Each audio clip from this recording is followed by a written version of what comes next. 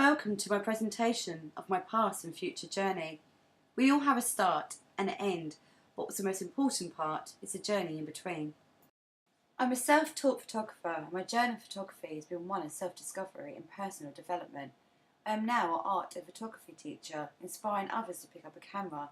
I've always had a passion for being creative, and art and photography is a medium in which I feel I can express myself freely.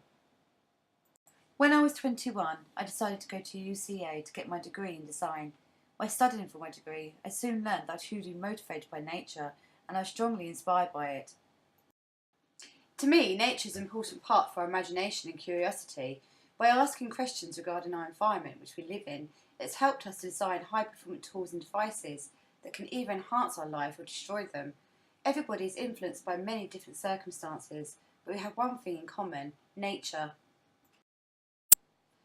I am always looking for a new perspective to view the world around us, and it was only natural that I developed a curiosity for macro photography. With my own practice, I experiment with close-up images to explore the unusual patterns, textures, colours and forms. A photographer whose work has inspired me because of this concept is Andreas Vinegar. When Andreas was 16, he left school and in 1922 started studying at the Bauhaus to study architecture. Andreas became a famous photographer, and among his works, his subject was science and nature, as seen in bones, shells, plants and minerals. Andreas was a pioneer in experimental photography techniques. His images revealed a unique approach to scale and structure.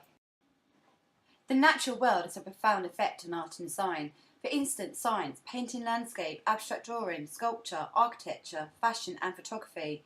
Progressive studies in science and technology and art has allowed us to have a deeper understanding of the natural world and how we perceive it. With my own work, I am strongly inspired by Andy Goldsworthy, who is a British sculptor, photographer and environmentalist. He produces site-specific sculptures in land art situated in nature and urban settings. Andy Goldsworthy concentrates on topics of development, decay, seasonal changes. The purpose of the camera is to imprison the moment at its peak and to keep a record of what he has created. His photographs are then assembled together into a book, displaying the transformation and progression of his pieces through growth or decay. This connection between art and time fascinates me, and the overlapping moments and developments of art and photography. Within my own practice, I am also haunted by the word time. I take photographs of flowers at their peak before they decay and return back to the ground. I feel I share a special moment when I look through the viewfinder. To me, flowers are individual souls going back to sleep and be reborn for the following year with more knowledge and beauty. I don't just see beautiful bold colours or simple structures or form, but I try to see beyond that. I want the flowers to communicate and let me into a secret world to share with others. If we look at flowers within history, one stands out more than others to me: the beautiful red poppy. This flower has been used since 1921 to remember the servicemen and women who were killed during the wars. The Remembrance Poppy was inspired by the World War I poem In Flanders Fields. The author John McCrae, who himself had witnessed the death of a friend and a fellow soldier, makes a connection between the poppies and the dead soldiers. The poppies were the first flowers to grow out of the chewed up earth in the battlefield. We now wear this flower with pride and respect, and we look beyond its pretty small structure, but see a strong symbolised relationship between the past and present. The poppy was the inspiration of one of my pieces, which is a self-portrait standing in a field of poppies with my arms extended out, symbolising freedom. This connection between symbolism and object is a theme I wish to investigate further with my own practice. A very important moment for both art and photography was a global movement called pictorialism. Around this time, photography was having an identity crisis, and the argument, which still lingers today, is photography an art form? As an art and photography teacher, I still see the stigma that some have towards the subject, and how some see photography as the easier option for those who cannot draw. Around the same time as pictorialism, photography was becoming a global sensation with the help of easier travelling and publication of books and magazines. Pictorialism photographers experimented with their images to become more of an art form, even by manipulation of the scene or chemical development. One of my favourite photographers from this period is Clarence H. White, who deliberately produced soft and out-of-focus images, giving them a dreamy artistic feel. Within my own work, I have been inspired to experiment with a range of different techniques to create this dreamy effect.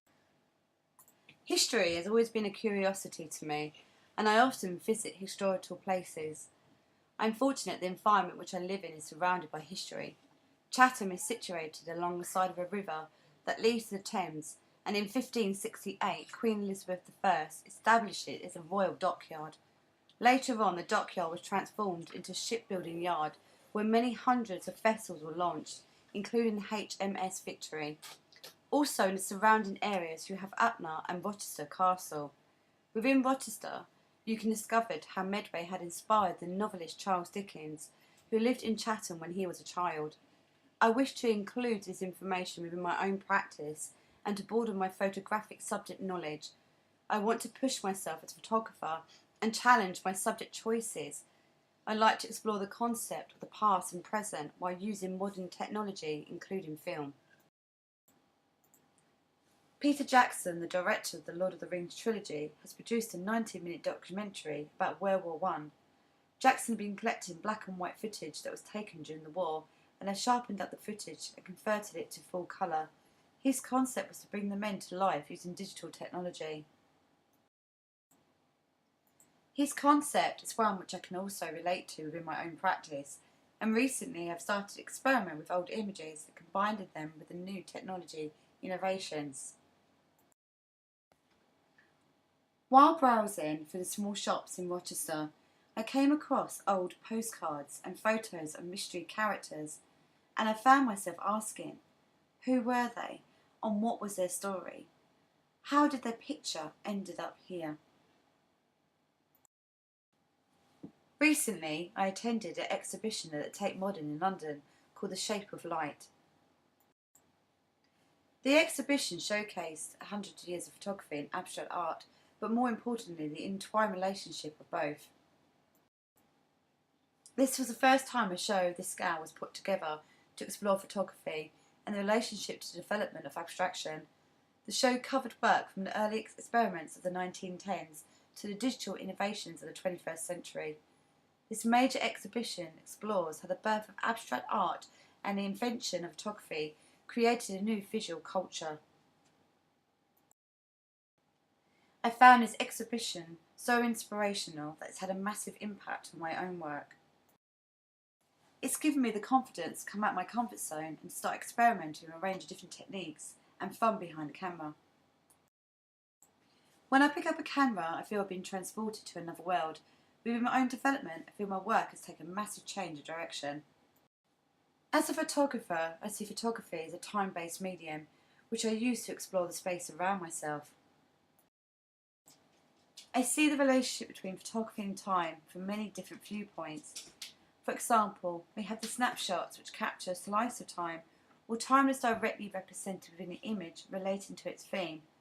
It could also represent the global framework in which photographic practice developed and changed through time. This is my ambition, to bring together the variety aspects of time photography as well as photography in time, and to illustrate them in a series of images. I do want to explore past memories which have been forgotten, but at the same time exploring new digital innovations and technology. Recently, I've been exploring the art of splash photography. I like the idea how the modern camera has the technology to record smaller and smaller time intervals, a moment which a naked eye cannot see. This technology and knowledge allows us to capture and freeze motion and record that moment over and over again. Art exists in time as well as space. Time implies change and movement implies the passage of time. By slowing down the shutter speed, any moving object would be blur, which emphasises the sense of motion and hence the progression of time in photograph. When taking a picture while moving the camera while focusing on a moving object will also generate a sense of motion and time. I will be exploring this idea in my own work, as I feel space, time and movement are closely connected together. Thank you for watching my presentation, and I hope it's given you an insight into who I am and the journey that I am on.